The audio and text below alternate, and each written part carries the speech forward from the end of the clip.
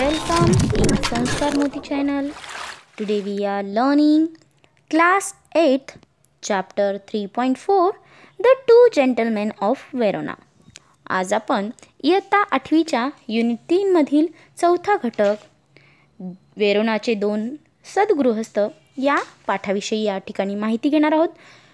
Video शेवटपर्यंत पहा. चॅनलला नवीन असताल तर सबस्क्राइब बटन क्लिक करायला विसरू नका. या ठिकाणी सर्वप्रथम चिट चॅट म्हणजेच वॉर्मिंग अप मधील काही प्रश्न पाहूया. What is your favourite pastime? तुमचा आवडता विरंगुळा कोणता आहे? My favourite pastime is reading books. तुम्ही इतरही तुमची आवडती त्या ठिकाणी छंद लिहू शकता. Do you read books for entertainment? तुम्ही मनोरंजनासाठी पुस्तके वाचता का? Yes, I read books sometimes for entertainment if I like the subject and theme of the book. Next, what is your favorite story? तुमची आवडती कथा कविता कुठली आहे? My favorite book is Dreams to Reality, a biography of APJ Abdul Kalam. Next, fourth question. What role do books play on the lives of great people? थोर व्यक्तींच्या जीवनावर पुस्तके कोणती भूमिका बजावतात? Books play a crucial role on the lives of great people. They inspire, motivate, and give experience to follow. Books guide and show the right path to follow. So, successful people always read life sketches of great people and their great deeds. Fifth question. How can we decide if a story is average, good, or excellent? एखादी कथा साधारण, चांगली की उत्तम आहे हे आपण कसे ठरवू शकतो? We can decide the quality of the book from its presentation and the message it carries. Next, decide upon a favorite book in the following details, as many as possible.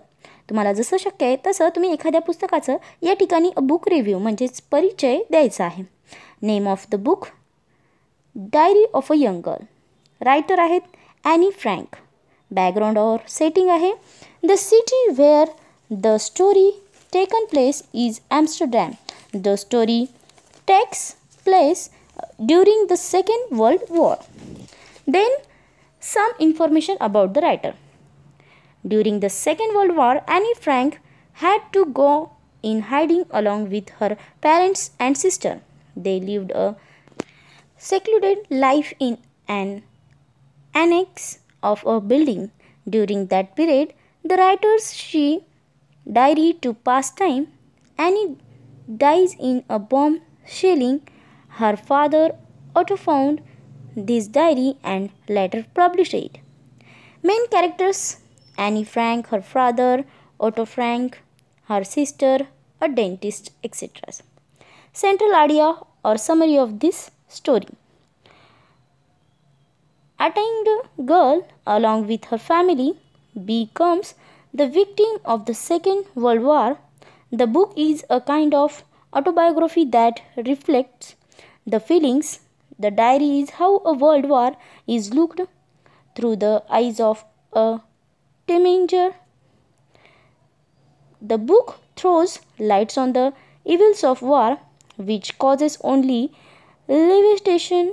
The diary is incomplete, found in the half-torn state, which is published by Annie's father, Otto, after Annie is killed in the house where she had taken shelter. Next, style or language used in this story.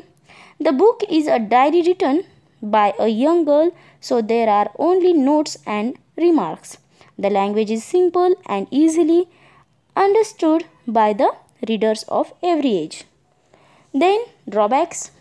There is a drawbacks of continuity of events and thoughts. Next is conclusion. The book must be read seriously. It makes you realize the horrors of war. चला तर मग कथा ऐकूया. वरोनाचे दोन सद्गृहस्थ. A.J. Cronin has very well carved the idea of selfless help and explained the importance of dedication towards relationships in the story. The Two Gentlemen of Verona The story revolves around the two boys named Nicola and Jacopo who do numerous things to earn money only to pay for their sister's treatment who suffers from tuberculosis of the spine. AJ. Cronin यांनी वेरोनाचे दोन सद्गृहस्थ या कथेतून निस्वार्थ मदतीची कल्पना अतिशय उत्तम प्रकारे मांडली आहे आणि त्याचबरोबर नात्यांप्रती असलेली निष्ठा व केलेले समर्पण यांचे महत्त्व या ठिकाणी व्यक्त केले आहे. ही कथा निकोला आणि जॅकेपो या दोन मुलांभोवती फिरते जे मणक्याच्या क्षयाने ग्रस्त असलेल्या आपल्या बहिणीच्या उपचारांसाठी पैसे उभे करण्यासाठी अनेक उद्योग करीत असतात. The story begins with the narrator driving down the foothills of the Alps. Here is when he first encounters the two brothers selling wild strawberries. Even after the driver forbids the narrator to buy the wild fruits, he buys the biggest basket and drives towards the town. This scene emphasizes on the first step of growing intimacy between the narrator and the two boys. कथाकार अलाप्स पर्वताच्या पायथ्याशी गाडी चालवत पोहोचतो. तिथून या कथेची सुरुवात होते. इथेच तो गावरान स्ट्रॉबेरीज विकत असलेल्या या दोघा भावांना प्रथम भेटतो. ड्रायव्हरने गावरान स्ट्रॉबेरीज घेण्यास मनाई करून देखील आपल्या कथाकार सर्वात मोठी टोपली विकत घेतो आणि गावाकडे जायला निघतो. हा पहिला प्रसंग म्हणजे कथाकाराची त्या दोन मुलांबरोबर नंतर वाढत जाणाऱ्या जवळीकीची सुरुवात आहे हे स्पष्ट होतं.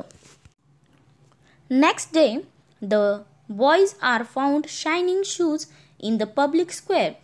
This amazes the narrator. This is when they reveal the fact that they do numerous kinds of things to earn money.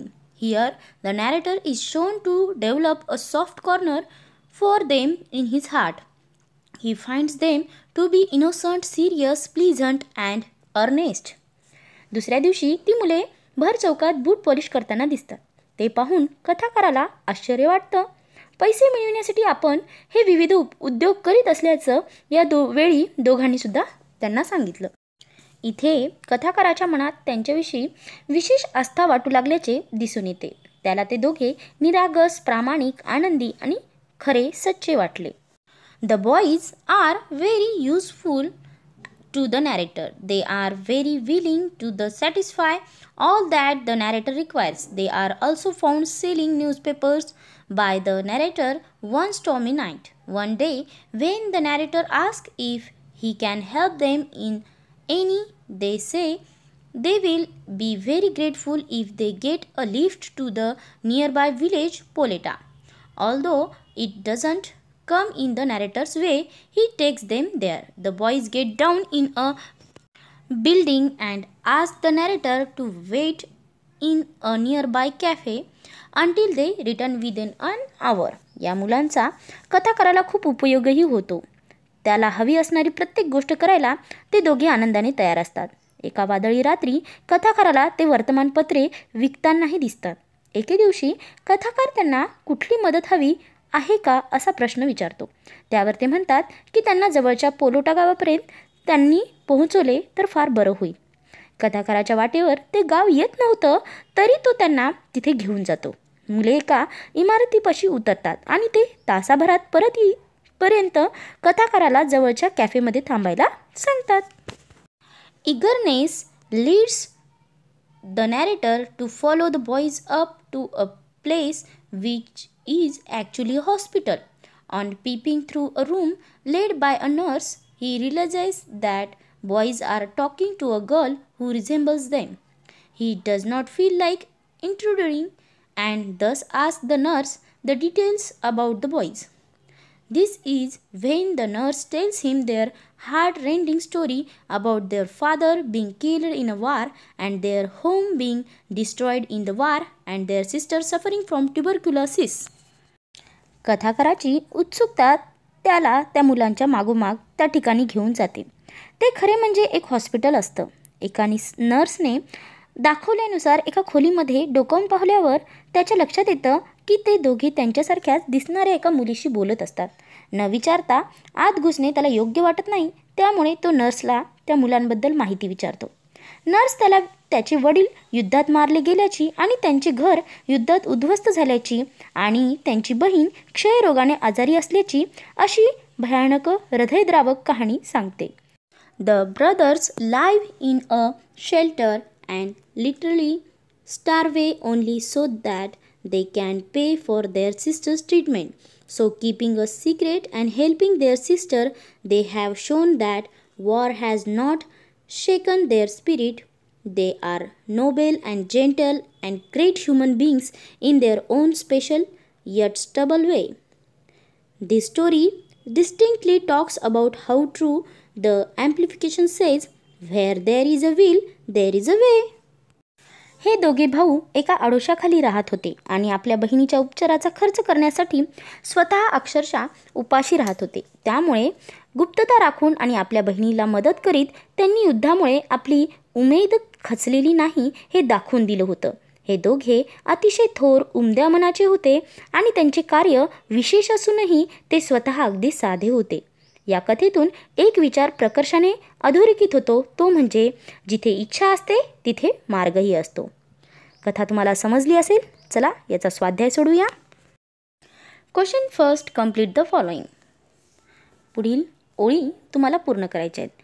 Cronin story focuses on selfless help and dedication towards relationships. Second is the narrator buys the bigger basket of wild strawberries to encourage the two brothers. Next, the narrator develops a liking for the two brothers because they are innocent, serious, pleasant and earnest. Next, the boys wish to visit village Poleta, visit their sister in the hospital. Next, so one can conclude from the story that where there is a will, there is a way, which means if we are determined to get anything, we will definitely find a way to get it. Next, solve the puzzle. इथे आपल्याला एक कोडं सोडवायचं आहे. इथे काही शब्द दिलेत, त्यांचे अर्थ आपणास तिथे शोधायचे आहेत. डिसअलो म्हणजेच फॉरबिड, मेक नोन म्हणजे relieve, unexpected meeting means encounter, then giving pleasure to the mind, feeling or sense enjoyable means pleasant, sincere means innocent and look like is resemble. सर्व शब्दांचा या ठिकाणी वापर करून हे कोड या ठिकाणी सोडवले. Next question, answer your own words. First is, what illness did the sister suffer from? The sister suffered from tuberculosis. Second question, what surprised the narrator when he saw the brother the second time?